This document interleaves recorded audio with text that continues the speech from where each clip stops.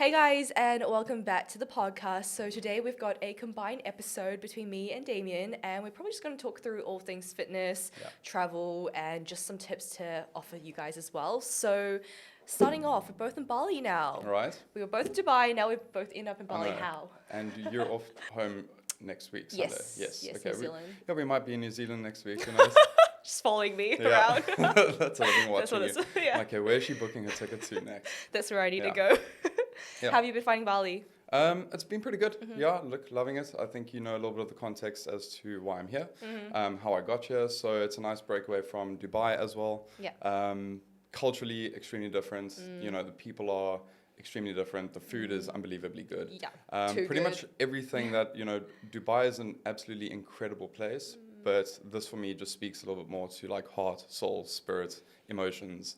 Yeah, all the good stuff, you know. So Yeah. that's how we find ourselves here. Nice, and I'm Yeah. glad you're enjoying it. I How can have you tell enjoyed that, it? like, yeah, I love it. I think as much as I love it, for some reason, like, I'm still more attached to Dubai in a odd way. I think it's a bit slow here for me, and I think I'm very much like I need stimulation. I need to be go go go go, which might not be the best thing for me sometimes. So I definitely see Bali as like a 2 to 3 month max stint per Yeah. year to recharge, to connect with myself a bit more before I go back into Sure. kind of the go go go of Dubai. Yeah. And I think what we were discussing yesterday was that like we've been on very opposite ends of kind of like the same spectrum where you've been focusing a lot on work and building a brand and like, you know, really increasing like your outreach with your business. Whereas for me, I've been spending a lot of time a little bit more introverted and focusing on myself and my sport and like just kind of finding myself a bit. And so that's actually why I moved here, to spend more Yeah. time on the business, to really just kind of pull back from Ironman prep and loads of training and loads of self-investing in some areas, but not others. Yeah. For example, the business. So yeah, it's been a good place to pull back.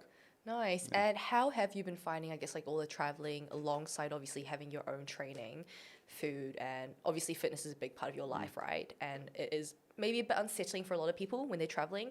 Sure. How have you managed it? I think one thing that, you know, we can look into is obviously non-negotiables. Also, you know, things that are really important to me, I prioritize. Yeah. So one of the things I was actually journaling on this morning was, you know, when I'm planning a trip, I'm not just planning accommodation, I'm not just planning sightseeing, I'm not just planning where I'm going to go eat, Yeah. but I'm also planning where's the closest gym, what are the amenities that I can utilize to stay on track. Because, Yeah. you know, weight training is one thing, Ironman prep is a completely different situation. Yeah, yeah. I'm not just traveling with myself, I'm traveling with the triathlon bike as well. So, you know, it's booking that on the plane, making sure that when I Yeah. do get there, I've got a place to set up to ride. You know, these rides are also not like 15K, 20K. These rides are like 90K, Yeah. 110K. So, you know, it's really important to just plan in advance. And I think when traveling, yeah, if you fail to plan, you do plan to fail. Yeah. So it definitely takes a lot of organization skills. But I would say that's probably like the most important thing. It's just when traveling and you want to stay on track, Yeah. not just from a nutrition perspective. I think nutrition is a little bit more specific to when you find yourself in a situation where you have a choice to make. Whereas with training, that's a little bit more of an advanced thing. If you're staying in a Yeah. hotel, book yourself in a hotel that has Gym. a gym. Yeah, yeah. You know, these are all very easy things. When people do Yeah. plan their holidays, they can also take the extra like 10 minutes to make sure that they can stay on top of their training. Yeah, I agree. And I think, with those standards, also like non-negotiables in terms of like daily steps, generally how you want to be eating, because I think it's very easy when you're traveling to almost fall into that mindset of being like, well, I'm not going to be here again, or I'm on holiday, and then every meal just ends up being like a binge fest where Yeah. you're just taking the piss. So, you know, having those standards of being like, you know what, like I'm still going to practice that 80-20 balance. Maybe I'm going to be a bit more indulgent because I'm away, but I'm not going to take the piss. And I think as adults, most of us probably know when we are just being a bit silly. Sure. And this comes down to also like being flexible when you're traveling, right? Yeah. So you're not always going to have accommodation where you can prep your own food. You're also not going to have the same amenities that generally would allow you to stay on track. Maybe you'll be in a gym that doesn't have all the equipment that you used to, you know, train with. So Yeah. there needs to be a flexible approach. But I think as long as your mind is in the right place in terms of this is what's important to me, I'm not taking a holiday from my training or my nutrition. I'm taking a holiday from work and like day-to-day life, the stressful life. your nutrition and your training is catered more towards de-stressing. Yeah. So if anything, like when you do have more time when you're traveling, utilize that time to give back to yourself and to like do all the things that normally you would actually use as an excuse not to do. Yeah. So really fitting fitness into your life, right? It has to be a lifestyle, not a on and off, like black and white. If I'm not at home with this gym, with this, food prep company, or I don't have this and this available to me, then all of a sudden you just negate it and forget that any part of that lifestyle exists when traveling, which is just, it's ridiculous. It's like, it's really a form of self-care. It's like, well, when you're on holiday again, like you would still keep up with the self-maintenance, right? It's 100%. where you still brush your teeth, you still do those daily things. Yeah. So it's like the way you eat and the way you move your body still should be something you carry with you regardless of where you are. Might look a bit different, but those standards should always still be there. When you wake up, you sometimes just feel like rushing out the door, not brushing your teeth. But you have to. Exactly. If you want healthy teeth. Yeah, you know? exactly, yeah. So that was actually the situation I found myself in this morning. As I was about to leave the house, I was like, brush your teeth. just go brush your teeth, otherwise you're going to get plaque and you're going to get decay and you're going to have ugly teeth when you're older, so just do it. And the same thing with your nutrition and your training. Like, I'm not on holiday here, I am living here, but it's very easy to get stuck in a holiday mindset when you're in Bali because it's an outdoor lifestyle. You want to spend more time exploring and trying new foods. But my structure and my routine of waking up in the morning, going and getting in my session. If it's not a session, it's a run. If it's not a run, it's at least half an hour of steps, like portioning it off and just making it part of your day. And maybe I think doing it as early as possible instead of waiting until the end of the day and then finding the motivation to go and do it. Like that never happens. You know? Yeah, I think a lot of people, they really do rely on that kind of motivation, right? And that is also why, like, when they're traveling or they're out of the usual routine, it becomes that much harder because they don't have, the environment that is conducive towards them just getting it done and not having to rely on the motivation. But when they're out and about and things are a bit different, they do need to draw on that sort of like extra stimulation to get them there. Sure. I think that's, again, where it comes down to, again, your non-negotiables, right? Your standards. Like, who are you as a person? What is your identity? And I guess, for both of us, we probably have those non-negotiables, right? That identity of, okay, this is who I am. Therefore, I need to show up as my identity, my best self, regardless of what's happening. And I think it's also not just our occupation. So a lot of people say, yeah, but Damian, that's your job. And I'm like, if only I got paid to train, if only I got paid to eat healthy, I'd be a millionaire. But the reality is that like I don't get paid for any of that. Those are choices that I decide to make because this lifestyle is extremely important to me, and like optimizing my health and living longer and feeling better and performing better in the gym is important to me. So the decisions that I need to make around that are really, really important. So I think that's a fair point, but at the same time, I'm just going to say, we do need to practice what we preach, right? So I do think it is going to be a bit harder for maybe someone who isn't a fitness coach to find their reason why. And that's also why when it comes to their goal setting, they really need to understand, like, why is it that they're doing this, right? Because for us, I would say it is easier because we have that big why. Well, we are a fitness coach. Yes, we're not getting paid to train or eat well, but the way we look is a representation of perhaps our standards and our job, right? And our role as a coach. Sure. Obviously, when someone's not in, I guess, on Instagram showing off their body or how they're training and their lifestyle, sometimes it is harder to hold themselves up to that standard.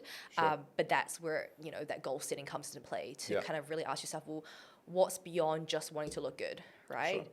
I think there's also been times where I've felt stuck in this lifestyle because I know nothing else, right? Like, I sometimes forget where I do come from. But, before starting all of this was, 16 to 21 or 16 to like 23, 24 was like lots of alcohol, lots of party, fair amounts of substances. And, like going from that to this has not been an overnight thing at all.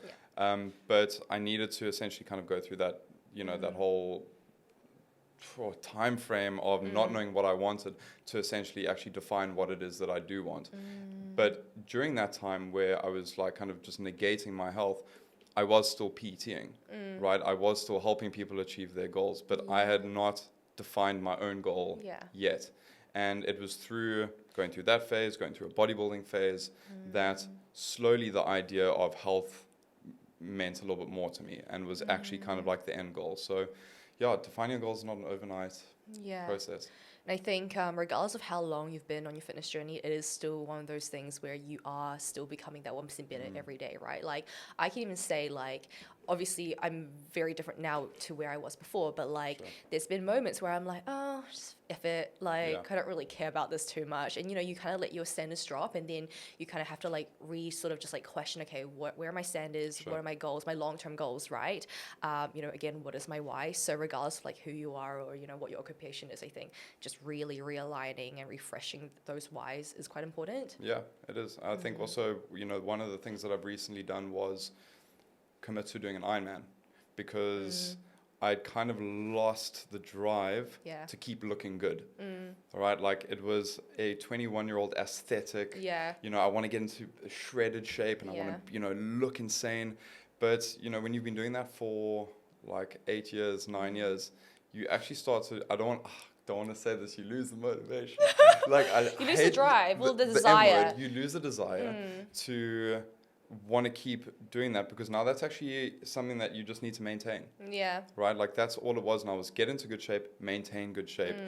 Maintaining good shape helps with business. Business is going great. Cool. Yeah. But personally, I was like, okay, I hit this target quite a while ago. So what is the next thing? Yeah. And also committing to doing an Ironman wasn't an overnight decision. It started small with half marathon, full marathon. Okay, great. Those have been achievable. What next? What next? Yeah. What's the harder thing you can do? Yeah. A triathlon. So, goals are always evolving and you're always, I think being inspired at the right time to do the right thing. And yeah, it's a journey. Yeah, it's one of these things that I actually speak to my clients about, right? Like when you go from A to B, A is usually our starting points and there's a lot of pain and a lot of our drive or quote unquote motivation comes from running away from that pain. And then you get to point B where you're comfortable and then that's when you start becoming a bit more complacent because again, you're like, well, I already look okay and good, like what else is there? And then it's so easy for you to go from B back to A because you become complacent, you fall back to old habits and you're like, oh crap, I've gained this weight back on again now. I don't feel comfortable. So let me get back to B. Sure. So I think it is that next stretch of goals where it's like, okay, well, what next to kind of really get you from B to C where you're now, operating from like abundance or being like, what more can I do? I don't need to do this. Like you don't need to do an Ironman. But it's like, well, I actually just want to see how far I can push myself mentally and physically, right? For sure. And the journey for me is not over in that regard. Yeah. Like, the Ironman is now, I don't want to say done because I did the half. Yeah. But I've pushed the full to next year just because I do need to pull back. And this is what we were discussing yesterday with like knowing when to push forward, knowing when to pull back. And, you expend so much time, effort, and energy on something that other areas of your life then start to kind of like fall behind. Yeah. And I think it was a good time to have realized that. Like I realized that a little bit earlier on rather than like go for the full Ironman, spend the next 6 months now like training towards that. From a goal setting perspective and defining what my longer term goals are, I think it's just to keep leveling up.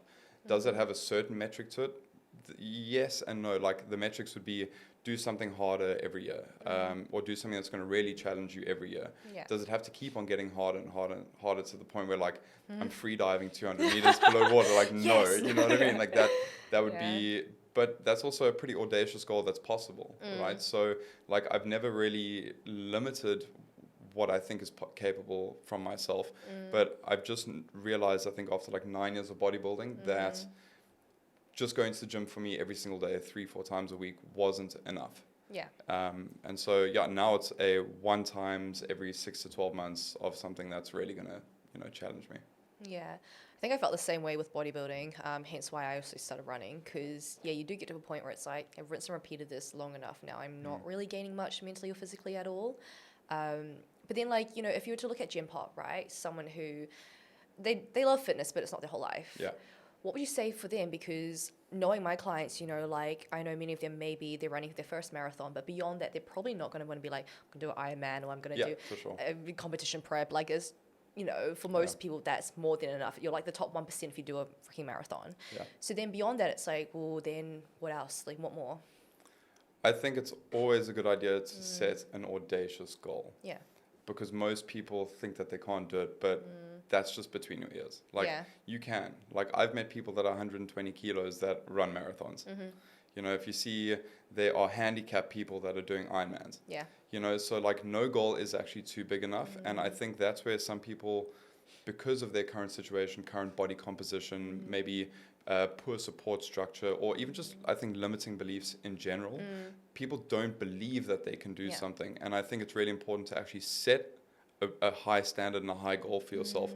And even if you do a fifth of the prep that it takes to do that, you're so much more ahead than saying, I'm just going to try and go to the gym once a week or twice a week. Like, don't set your standards where you're at right now and what's comfortable for you right now. Go over and above that. And I know that like people that are going to listen to this or people that I've spoken to about this, they're like, but Damien, not everyone is like you. Not everyone has that mindset. Yeah. And that's fine, because I also don't have the same mindset as you, right? So I also sometimes find it very difficult to relate to people that have low standards for themselves. But I think from a goal setting perspective, I don't think anything is too audacious. If you put in the training, you put in the work, it's achievable. Anything is achievable. Yeah. I think that growth mindset is built though over time because maybe some people are just inherently born with it, right? But then I know a lot of people who perhaps, you know, grew up and lived their whole lives with limiting beliefs and they were never really one to push themselves. But then once they slowly kind of step out of that old identity and kind of test the waters, I think being able to prove themselves wrong in different aspects then does cultivate that growth mindset. Because personally, I would say, you know, like growing up, I was so different. Like I was that girl who would sleep in every single day, every weekend. I wouldn't be up till like 10, 11 a.m. Can't imagine that. Yeah, no, me neither now. You know, I would sit exams. My parents would be like, Chingyang, like, why do you not actually try to do well in these exams? And I'd be like, well, at least I participated. Like I said it. Like those were my standards. Oh, I did it anyways. So I think it did take a lot of time, but again, I think it's like limiting beliefs, also not having a conducive environment. Like I feel like perhaps, you know, my friends around me weren't also striving towards big goals. So then your standards are lower because everyone around you is kind of at the same level. So I think definitely, obviously building that growth mindset by proving yourself wrong and actually really jumping towards those goals, but then having a circle that also helps you see what's beyond just, you know, your current standards. And I think it's also got to do with, you know, saying a high standard. People think it's a high standard. A high standard could actually look like just doing more than what you're doing at the moment, right? So if you're not training and you're not going to the gym, hold yourself to a standard to get in there for 2 times 45 minutes a week. You know, if you are completely sedentary, hold yourself to a high standard to at least go for a 15-minute walk every evening. Right? Not saying you need to go from being completely sedentary to all of a sudden going and running across the Mojave Desert. Like, you don't need to do that. But I think it is just really important to set yourself like a little bit of a standard here and just say, well, clearly what I'm doing at the moment is not working for me. And I know, and people know, I think we're in 2023, people do know that being healthy, being fit, having a good structure and a routine with that is the way forward. It's the way forward for a better life down the road. It's a way forward to, you know, have better relationships with people and also to form a better circle around you. Like the amount of clients that have gone through transformations with my program and seeing how that has affected their friends, their family, how that's inspired people around them. Like it goes a lot further than what you think when you just take a really small step. So I just think it's really important to at least set a standard, you know, that's a little bit higher than where you're at the moment. Like, how would you know what kind of standards to be setting? Like, what's realistic for someone? Because what I find is a lot of people, they get overwhelmed, right? Because they associate a fitness journey or starting their fitness journey with completely changing their lives, their routine. And that's not the case, right? Like, we both know it's not the case, especially with, like, our clients. We habit stack. So it's, like, one thing at a time. But if you were someone who was just starting their fitness journey, you know, how do you actually know how realistic your goals are and how to actually kind of take that first step, right? Because they have nothing to measure it against because this is completely new to them. So I would normally, and I focus on body composition, right? So, you know, I stay in my lane when it comes to what I do. So the framework that I work within is very different to someone that takes a little bit more of a holistic approach, right? Like, you know, people come to me to get into good shape. I'm not a relationship coach. I am a life coach, but that's not my main, you know, way of working with clients, although I do bring it into, you know, the relationship and rapport building with my clients. But, you know, I provide a framework essentially that's there to get you into world-class shape. So by the time someone actually comes through onto the program, there's a lot of these things that actually we're not going to go into, we're not going to deal with. And it's really just kind of like going straight into the body composition stuff. So the general activity, sleep, water, hydration, stress, training, etc. Like all the fundamentals and the all-rounded kind of approach.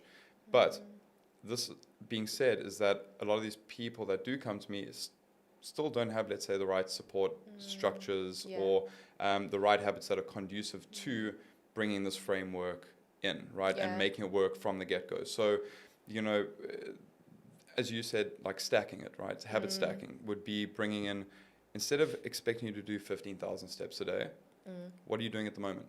Oh, well, I'm maybe doing 5. I try for 5 or 6, I think. Okay, great. We start on 7 and a half. You know what I mean? Let's start at the bare minimum so that we can increase activity over time. Whereas if I set a goal of 15,000 per day, it's only a matter of 5 days until you become despondent. You don't believe that this lifestyle is achievable or sustainable or manageable with your current work schedule, family schedule. So it really is about starting someone on a very fundamental level. And this would be 2 to 3 training sessions per week. 1 day on, 1 day off, 1 day on, 1 day off. You have the autonomy to be able to place these sessions on whatever days work for you. At the same time, step target is low. And the fundamental phase is really kind of going to be where we kind of like iron out what's working, what's not working, and then we detail it a little bit. How do you handle it? So I think we had this conversation before, right? Like we're very much more holistic. I'm not sure if it's more of a female thing either, because I know that most of your clients are males, right? You still have some females. But for us, it's really looking about, okay, obviously it's a body transformation, but also mindset, mental, and also a lifestyle transformation. So depending on where you are, if a female comes to me and right now she's really struggling with food, and perhaps it's all these limiting beliefs, these coping mechanisms, that's going to be the first thing I address. It's not even going to be, okay, let's get you a deficit because you want to lose body fat. Because I know it's not going to be realistic to actually get you to lose that body fat and to keep it off if you continue binge eating, emotionally eating, right? And we don't address those things. It's like putting a plaster over the wound, right? It's like, let me find out what's causing the wound. Is it maybe like childhood traumas? Is it just poor stress management? Is it habitual? Like, what is it? If someone comes to me and they're in a good place with food, you know, and they just need that extra push, that more discipline, and maybe they're overeating but it's out of laziness and I know it's not emotionally, you know, related, then it's like, okay, well, you just need simply that, you know, proper plan in place in terms of, let's look at your nutrition, let's look at your expenditure and your training, and then it's a lot more like, I guess, like systematic, where it's like, here's your plan, now I'm going to hold you accountable and let's get those standards up because I know I can push you in that way. And then obviously I have some clients who are like, I literally just want a lifestyle transformation. Obviously I want to look better and I feel fitter, but the biggest thing for me is just creating that routine and structure, because I work shifts and my energy is drained, my health is all over the place. That is my biggest like kind of measure of progress at the moment. So very much holistic. I think that's where we differ just a little bit. Like, look, I do consider a lot of exactly what you're talking about, and also how you do things. Like, these are parts of conversations that I have with clients all the time, but you know, that's also part of your business model, right? That's how you work with females. And, you know, it becomes, of course, body composition is a really empowering thing once you get a great physical result, how that boosts your confidence, etc. But, you know, if that comes at the expense of no energy and, you know, you've been burning the candle on all ends just to get there, where's the value in that transformation? Like, is looking good worth feeling like shit? No. It's never worth that. So this is where there needs to always be a little bit of a blend of, okay, you're coming to me for this result. This is what it's going to take. You know, you can't work your way around not being in a calorie deficit to drop body fat. You can't work your way around wanting to build muscle and not going and doing resistance training, progressive overload training. These are fundamentals that, like, there's no way to beat around that. So this is what we're going to need to do. But if, let's say, your structures, habits, and routines are not conducive towards that, we need to start on that. Like, let's not focus on picking up 10 kilos of muscle or dropping 15 kilos of fat if you can't practice any form of restraint when going out for dinner. And it can be a very flexible approach. Like, that's the thing. I think this is why I love doing what I do, because I'm trying to address a lot of the misconceptions, myths, and misunderstandings that I had when I was getting into this lifestyle. Because I thought it was an all or nothing mindset. You know, it's either like eat really clean, go to sleep really early, avoid alcohol, don't have a social life. Be boring, basically. Be boring, like live like a monk. Or actually, like, become a little bit more aware of what I'm consuming, understand training a little bit more, understand caloric output, understand like, in versus out. There's so many things that if I can relate that to clients and I can actually like teach them with that, that's going to help them with their decision making, which is going to allow it to be a little bit more long-term and sustainable. It's also about like self-sufficiency, right? Like there's a big difference between just being like, I'm going to follow a plan blindly and call I'm in good shape. Then as soon as you don't have the plan, you actually have no knowledge whatsoever. Sure. Versus perhaps how we're living, where it's like we're empowered by our decisions. So like we'll have a pancake if we want to. I'm going to have dessert if I want to. But I also know when to pull back and when to push. And I am aware of my nutrition. So obviously I'm not going to take the piss. But I also know that having a pancake is not going to throw me over unless I have, say, like 5 pancakes back to back and then have all these indulgent meals, right? But that comes with time and actually having knowledge, or else again, like you're just blindly doing things, guessing away through things. This is why I moved away from personal training. Was because I was a crutch for clients, right? If I was not at the gym, would they go? Right? If I was not there to take them through a intense session, would they train by themselves with intensity? So when I got a taste of the online coaching and it was a little bit more of an educational process, right? Because I'm not seeing you, I'm not taking your measurements, I'm not taking you to the gym, I'm not prepping your food. I'm literally speaking you from a different time zone and you're on a completely different side of the world. I need to teach you how to be self-sufficient. And I think that's online coaching kind of summed up, right? Is actually educating people and teaching people to do it on their own, because I love retention. I love if I can work with someone and keep goal setting for a year, 2 years, 3 years. But if you stick with me for that entire time, just following a framework, and you don't get a result and there's actually no progress that's being made, I'm a crutch. And then I don't love retention. I want to give you the result, give you the education, give you the knowledge, and then fly, my pretty. My pretty? You know what I mean? Yeah, I think that's a good point, right? Like essentially I want my clients to stay with me not because they feel like they have to, because otherwise they're lost, but it's like they want to. Yeah, we're not a charity. We're not a charity, but they want to, right? It's like, well, it's been 2 years and I pretty much know how I could do things myself, but it's always nice having someone to push you further than you would push yourself, right? To call you out on your BS, because regardless of how long you've been doing this and regardless of how self-sufficient you are, you can still fall into your own BS, right? Sure. And you can let your standards slip and you don't see it. But you're human. Yeah. It's Exactly. Also normal. Like I let go of my standards once in a while. Like that's totally cool. I mean, you know me, I love a good piece of cake. Yes. Kind of every day. Kind of every day. But that's something that I've worked into my lifestyle from an enjoyment perspective. I train really hard, but it's also okay to like accept that you're human, and this is something that I think a lot of my previous misconceptions about this was like, you have to be a robot. And going through an educational process on my own and going through these highs and these lows and understandings, I've realized there can be a flexible approach.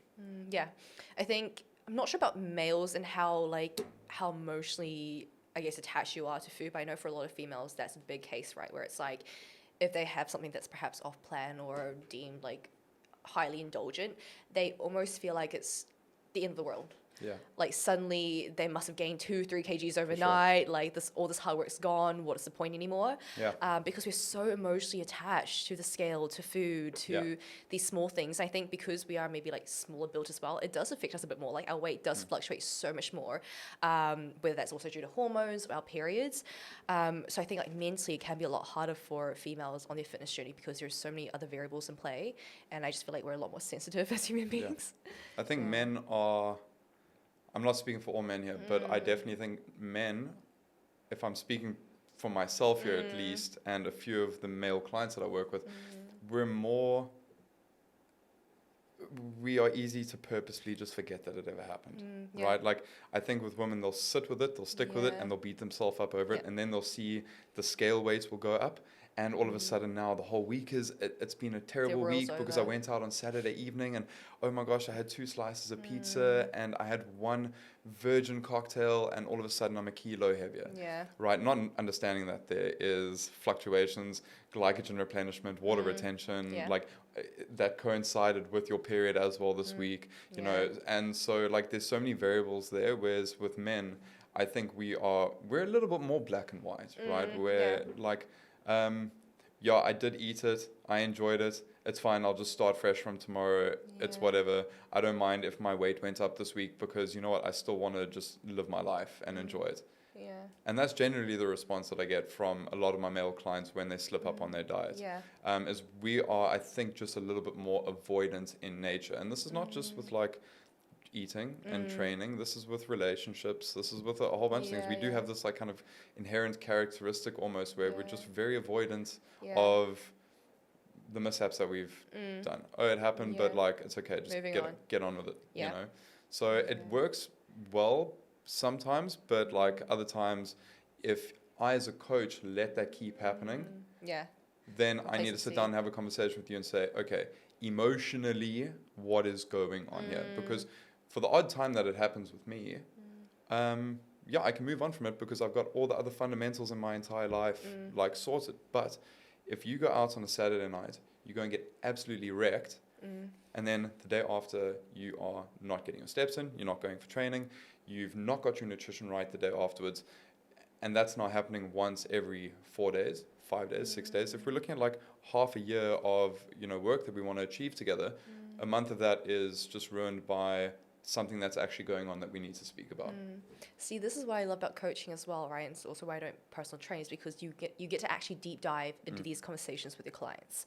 And again, like fitness journey isn't just about that body, composition and change in your body. I think it's so much more about like actually really getting to understand yourself better, regulating your emotions better, coping mechanisms, right? So this last retreat we just had, one of my clients, she opened up and was like, I don't really feel emotions. I'm just closed off.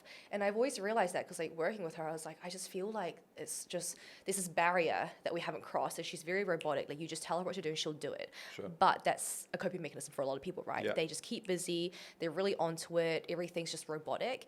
But from the outside of that, people are like, oh, whoa, this person's really got it together. Yeah, it's like, you're so disciplined. I can push you and do whatever and you'll do it. And then she finally opened up and she was like, like I got cheated on 5 years ago, and ever since then I've just become closed off, and I never feel like I'm good enough unless I'm achieving all these different goals in my career, my personal life, and I'm always just like go because I don't want to feel like there's time for me just to sit and actually think.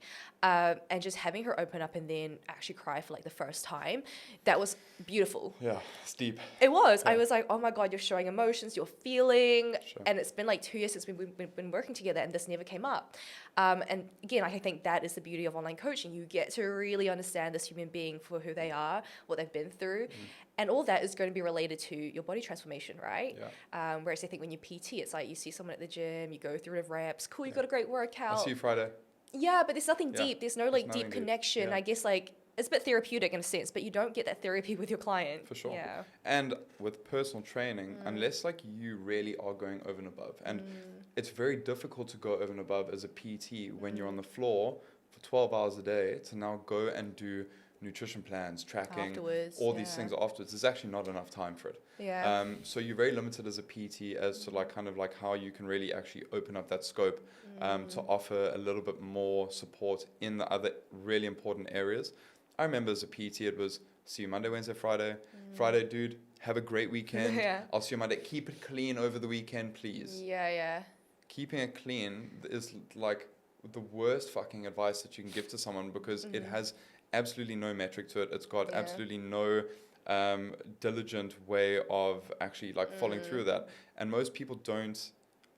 They think, okay, well, I was drinking whiskey, tequila, with just ice and water. Clean, so clean. But like, great, but Sunday you really fucked up. Like Sunday you slept in, you didn't get your steps in, you because your blood sugar levels were low and you're a little bit dehydrated. What do? You went and had a nice Coke and burgers so that you get your carbs in to feel better. And like, that's what a lot of us are just led to believe is the way to handle a hangover, right? And then when I question you on the Monday about how your weekend was, Saturday night we kept it really clean as you suggested. Fucking tell me the truth, But another thing is like, those habits of like, there's absolutely nothing wrong with going out and drinking, right? But I think something that's really easily missed is like almost looking, well, why do you feel the need to go out every weekend and to get pissed? Yeah. Because if you're completely, like, I truly believe if you're completely satisfied in life, Yeah. you don't need a drink to You have don't, fun. 100%. You could if you wanted to, but you could easily also say no and still have a great night. But again, that's not really addressed in, say, when you personal train, you see someone at the gym, right? You don't get to deep dive into these lifestyle habits. You don't have these conversations with people. Yeah, and you're never going to change your body permanently and stay in shape permanently if you have these issues that you're not addressing. Yeah. Because you're going to go back to the drinking, the behaviors. Something's going to happen in life, and you're going to resort back to those coping mechanisms. And the time that you have with a client when you're personal training with them, you need to train them. Yeah, Like, they're not talking. you know, doing a set and then speaking about the fight that you had with your girlfriend on the weekend, it's like we're not going to get anything done here. Because if you look at 1 hour, 48 to 52 minutes of that hour needs to be training. The rest needs to be your recoveries. Yeah. Right? If now, in your recoveries, a 30-second or 45-second recovery is now 1.5 to 2 minutes, and we're doing that over 18 sets, you've not got what you come for. Yeah. You're not going to get a result. On top of that, we're not actually spending any time addressing the issues that are holding us back outside of the gym. So it was just one of the reasons why I wanted to move away from personal training, because there is a lot more educational and rapport building approach to online coaching. When we're talking about obviously like coping mechanisms and what's happening outside of the gym, personally, a lot of my clients, they struggle with food, or they have, you know, other issues that we need to deal with first. But then they also really, really badly want to lose body fat.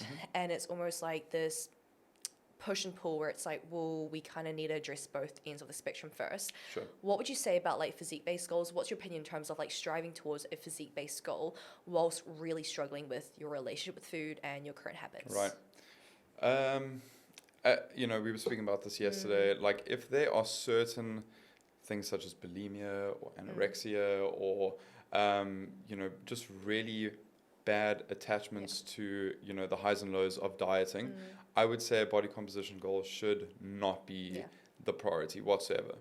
If, however, you lack structure and routine, and these are things that I would say on like a risk level are a lot less of a risky thing to have to deal with when working towards body composition. Like, if you come to me and say, Damian, I want to get to 6% body fat. I want to get mega shredded. I want to do a photo shoot, and like, you know, I want to look like that guy. And then he shows me a photo of like Brad Pitt from Fight Club. Okay, but at the same time, you have a drinking problem. Right? Or, you know, every single night it's just binge.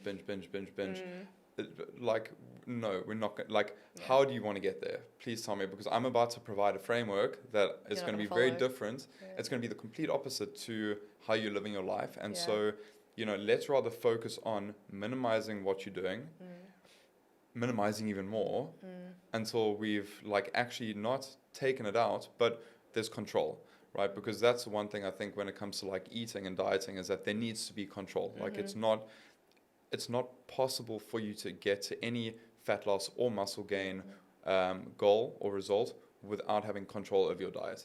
You can have control over a flexible diet, but there needs to be structure and control of it regardless. So if you do have any eating issues that are a little bit more inherent to a much deeper problem, I would say let's focus on that before going into it. If you don't have these massive issues, and maybe it just comes down to how you're portioning your meals, you know, like what times you're eating, or, you know, maybe you're not getting in enough protein, then I'd say, great, these are things that, you know, we can definitely work into a body composition goal. How would you handle it with a female? To be fair, the exact same. I would look at the extent of your problem, right? Like whether it is, again, like emotionally trauma related, and then that's a bigger problem in itself. If someone is struggling with bulimia, then we wouldn't take them on because it's not your scope. It's out of my scope, right? It just wouldn't be fair. Like, I can't help you. But again, if it is a lack of discipline, a lack of structure, or just like habitual, like I have quite a few clients who are like, oh, I just eat out of boredom, or, you know, it's like all these like habits that have created over time, stress, all that, then it's stuff that we can address. We can look at the underlying kind of issue as to why you're, you know, going towards food. Why do you have these poor habits in place? And I would say, yeah, we definitely could work on a physique goal, but we need to first address this first, right? We kind of have these two things that we can both look at. And maybe your results going to be a bit slower in terms of physique-based goals at the moment until we can get that control with food, and then we can ramp it up. But I think, you know, each client will be quite different in that case as well. So just looking at where they are. And what happens if a client is not being honest with you and you're unaware of the problem? Like, how would you know? Let's say someone has, in the most extreme case, bulimia, right? Like, how difficult is it as a coach to actually identify that, you know, when it's happening? Yeah. So I think And have you dealt with any of that before? Yeah, so none of my clients have had that, but I can recognize when someone has disordered eating habits because I've been there myself. Right. So without naming names, just like habits, right? Like I can understand when someone's maybe like ghosting me for a bit and I can tell there's probably something up, and that's when I would say let's jump on call, because it's a lot harder to hide things when you're face-to-face on call. Second thing is maybe habits with their tracking. When we look at their tracking and maybe they're like, you know, they've got a massive meal at dinner and it's like 800 calories, but they don't have anything during the day. Yeah. That's when I have the open discussion being like, hey, we kind of want those 3 balanced meals. Sure. Make sure you're having like 3 servings of protein during the day. Why is it that we're skipping breakfast or lunch and having such a big meal at dinner? Because personally, I know that for a lot of people, that's binging behavior as well. That's the scarcity mindset of being like, I'm scared of having breakfast or lunch because I might binge at night. So I'm going to save all my calories. So that I binge at night. Literally, I'm going to plan my binge. Yeah.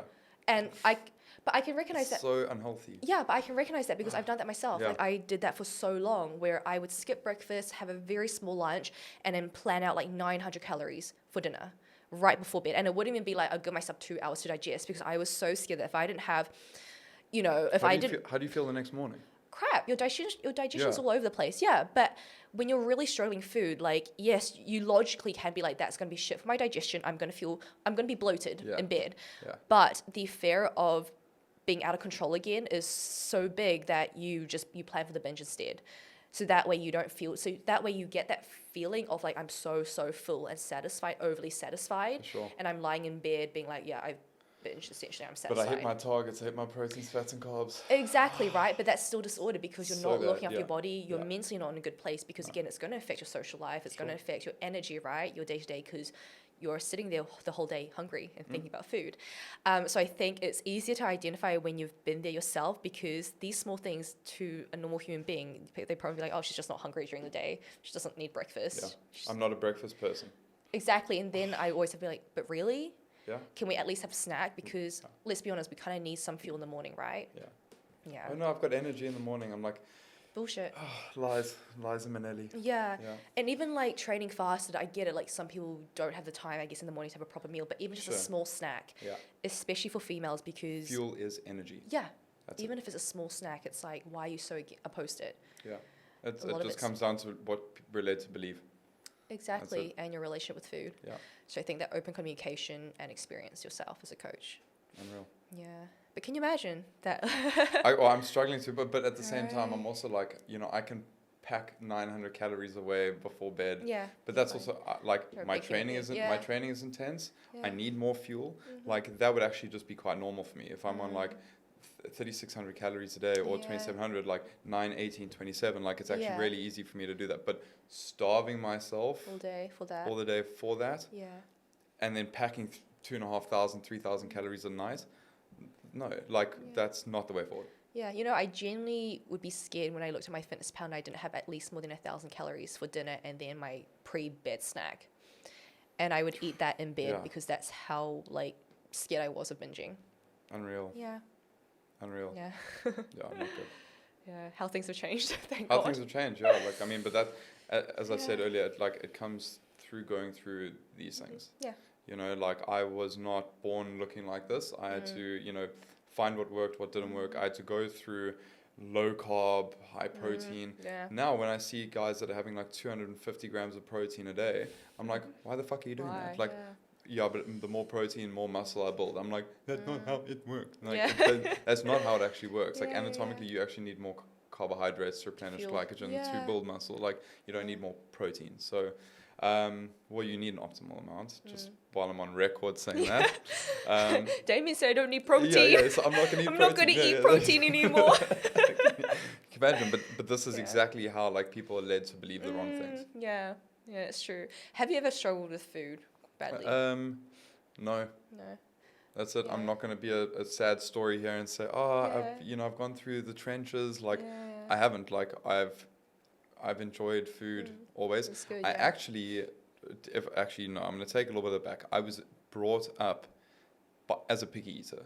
So all I really lived off for the first like 10, 15 years of my life was margarita, no tomato or tomato paste, cheese and herbs. Yeah. That's all I would eat on a pizza. Yeah.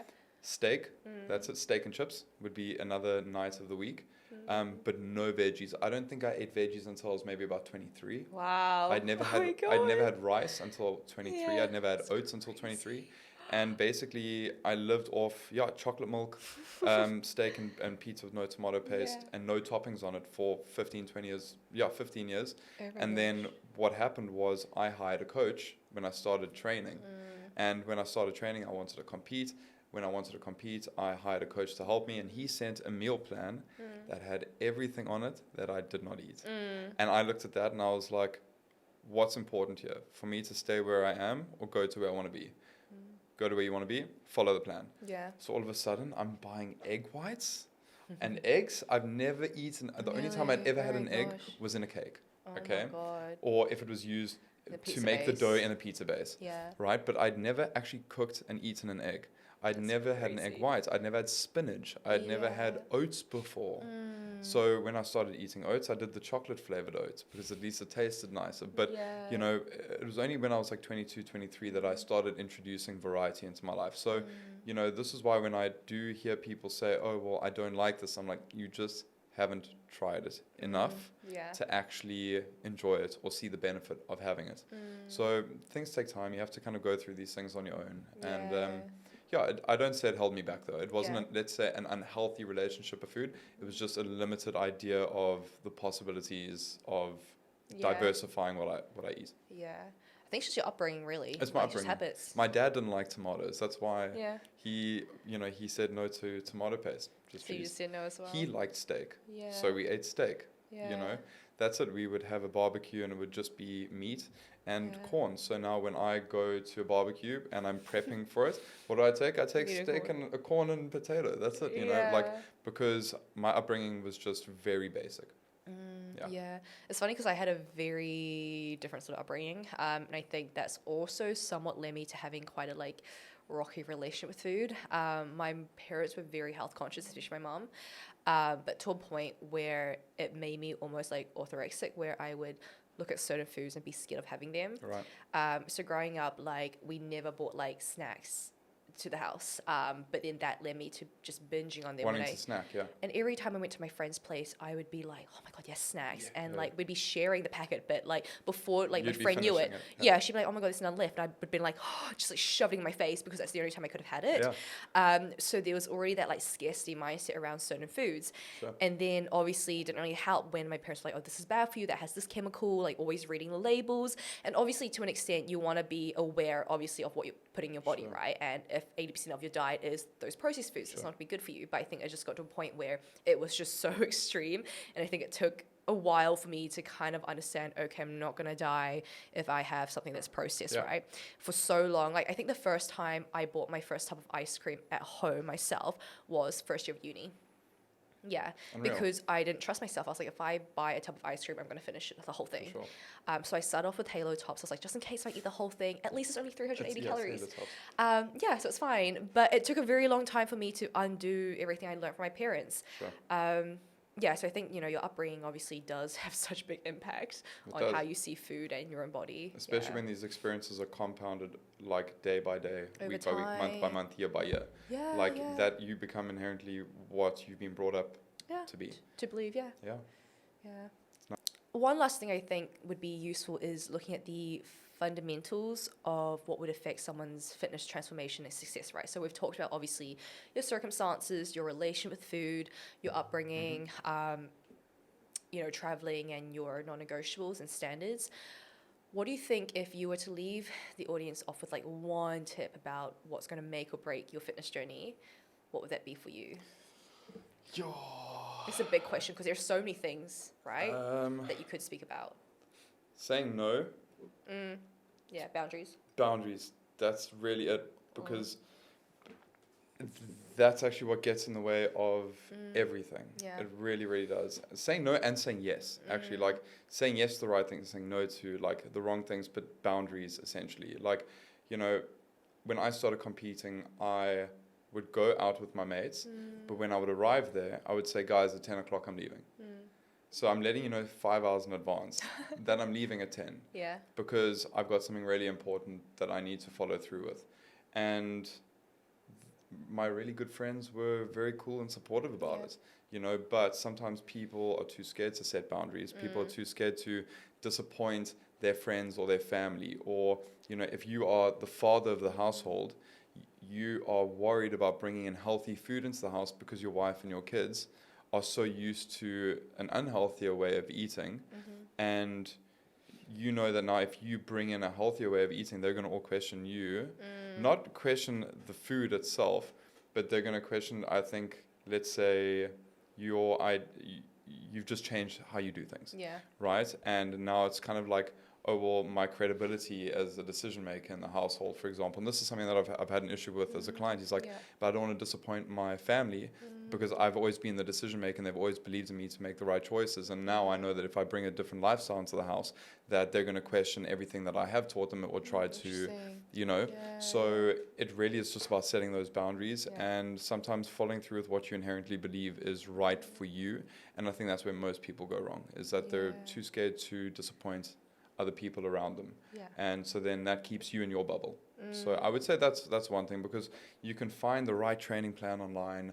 You know how to do 10,000 steps if you're tracking them. Like, we don't need to go into like the actual applications of what it takes, but it's actually, you're not going to be able to do what it takes if you don't set your boundaries and actually learn to say no to this and yes to this. And also understand that you are good enough to do that.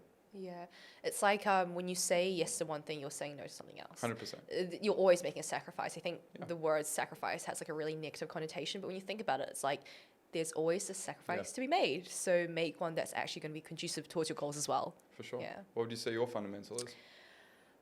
I think for me, the all or nothing mindset, like really making sure that you recognize perfection doesn't exist. Big one with my clients, and I think a big one with a lot of females. We go into things being like, I have to be perfect. Like the amount of clients who will start and be like, I feel so terrible that I've let you down because now I've fallen sick. And I'm like, girl, that's not even your fault. You're sick, so rest.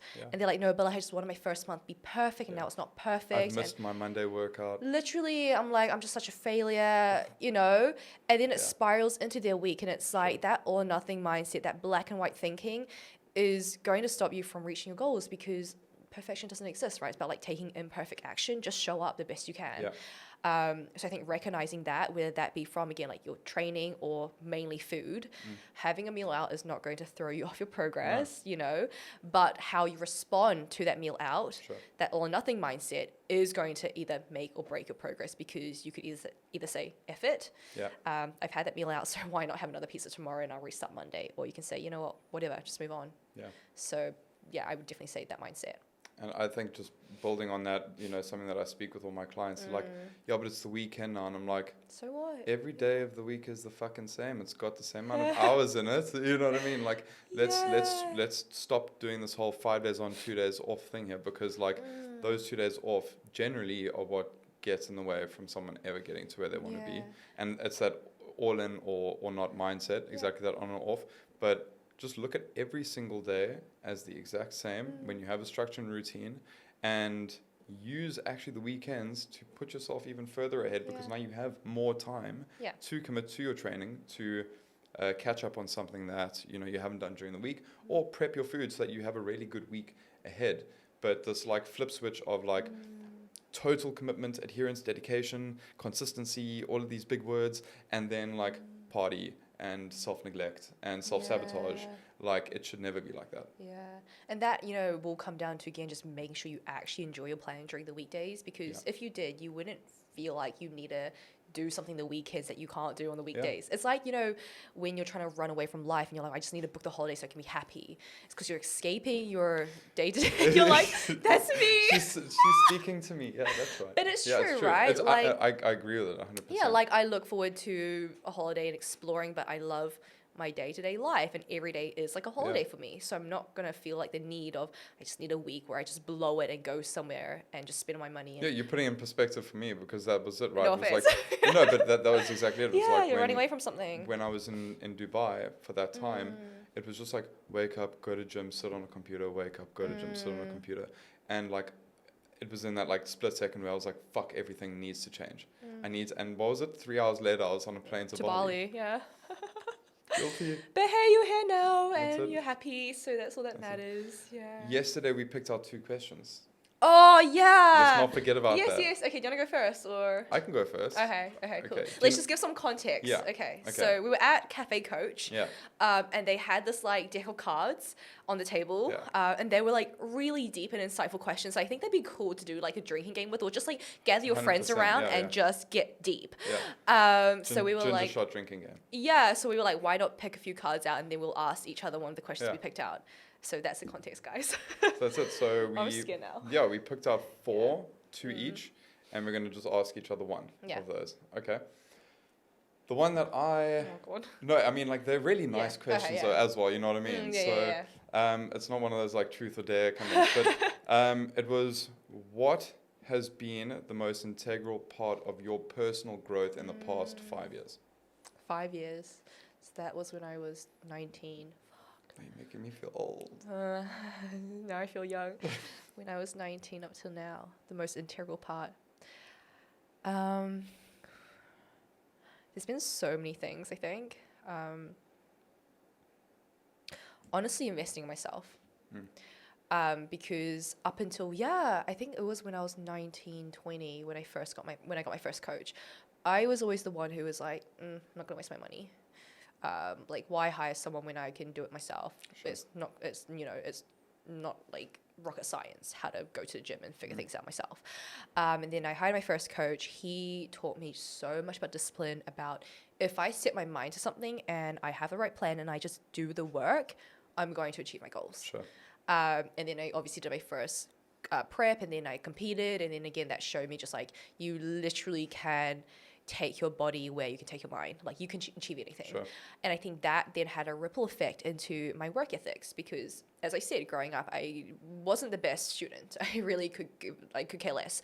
But that kind of showed me like what I was capable of. And then at uni, I was like, you know what, I'm going to step things up and like actually become this like type A person now and just really want to achieve amazing things. So I would say like, where I am today in terms of obviously running an amazing business, being able to work with all these incredible clients and just live life on my own terms, really comes back to that first coach I hired, who then taught me how to invest myself and made me comfortable in then hiring business coaches and mentors. And maybe I spend a bit too much on my mentors, but you know, I've always learned something out of every experience. So investing into myself, that was probably the biggest thing. Yeah. Fully agree. Yeah, cool. Your question. I just needed to look it up. I took a photo. I really liked one of them, actually. Which one was it? Okay. Okay, yeah. I don't know why I laughed. Why are you laughing? That was such an evil laugh. I was like, hee hee. Okay. What does your inner self deeply wish for? Oh, I love this one so much. Oh, it's So like you're deep. You're also asking this at like a certain pivotal like point in my life Exactly. right No, now. but that's you know? why I was like, this is such a good question, because I feel like, because I can sense that you've been a bit lost since being Dubai. Like, the past year has been very intense. Yeah. Like, without going into much context of it, it's definitely had like emotional highs and lows. So the question is, what does my inner self deeply wish for? Deeply wish for. Yeah. It's definitely nothing materialistic. Like, there's really, you could hand me the keys to a Porsche and like, I really wouldn't care. Like, I'll probably give it back to you because like I don't want a Porsche. But what does my inner self deeply? It's hard, right? Deeply is the word. Deeply there. is the word. Yes. Is the word there. Yeah. I think it's to continue, because I'm already doing this, and I feel like this is actually like probably the most amazing thing that's happening at the moment, is living life like not abundantly but really on my own terms. Like, because I had this abundance mindset, but when I got so sucked into like, just abundance, spend and do this and travel here, and you know, like that was a bit more of a materialistic abundance mindset, and like I'm trying to actually step away from that now and actually say, well, internally, what is the thing, and this is why I'm in Bali, right? Is because like internally, what is the peace giving thing? And I think to answer the question, it's really just inherently want to feel the feeling of that you get when you're around good people, Yeah. when you have good weather, when you wake up in the morning and it's calm, and you know that like no matter what bad day comes, it's still going to be a good day. Yeah. Like, and I think your environment is really important for that. And I just, having bounced around the world for the past like 8 months, I just haven't felt that wherever I've been. Whether it was in Portugal, I love the people there, the food, the culture, everything is great, but it didn't feel like home to me.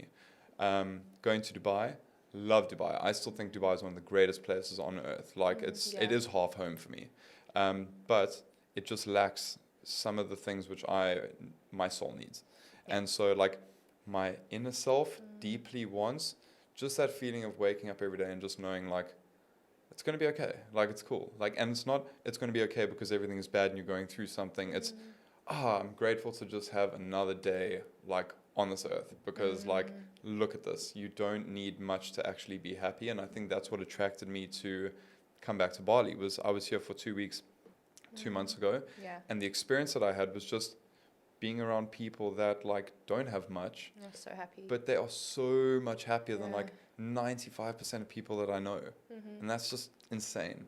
That broke my entire like idea of you know, everything that I've been working for and towards wasn't wrong, but it was, you haven't been addressing like the emotional and spiritual side of yourself and your life, and like that's now what I really want. That's what my head and my heart are calling for. Nice. Yeah. I love that.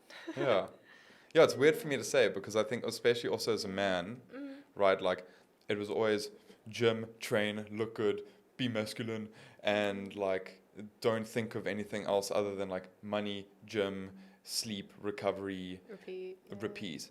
And I think the past year now being alone, because you know up until last year I was in 3 different relationships. The first one was like 3 years, 4 years, 4 years. Like for the past 10 years, have I actually been alone and like sat with myself as also a business owner who now has an honest to other people, right? Like, whereas before it was 10 hours a day in the gym, go home to this person, and that was it. Whereas now, like, I have to build rapport with other people. I have to have more energy. I actually have to like really operate from a very different place. And now on top of that, I'm doing it alone. I think doing that in the wrong environment was probably the biggest challenge. So biggest thing for me now is to put myself in the right place that's conducive to doing that the best possible way. Cool. I love that, and I resonate a lot with that. Amazing. Cool. We'll wrap up the podcast here then. Yes. So for anyone that's listening, where can they find you? So Instagram's generally the most popular place to find me. So that would be Damian _ the Allrounder. You can also find me on www.allroundercoaching.com. I would give my phone number out, but that's personal, so not going to happen. Sorry. And then mine's just also Instagram, cz.fit, or YouTube, and that's just my full name, Chenyang Zhao. That's ChenYangZhao, for those who probably find it difficult to spell, which is probably like 99% of people. But thank you guys so much for tuning in. And if you're over on YouTube, make sure you give us a like and subscribe, and I'll see you guys in the next episode. Cool. Nice work. Yes.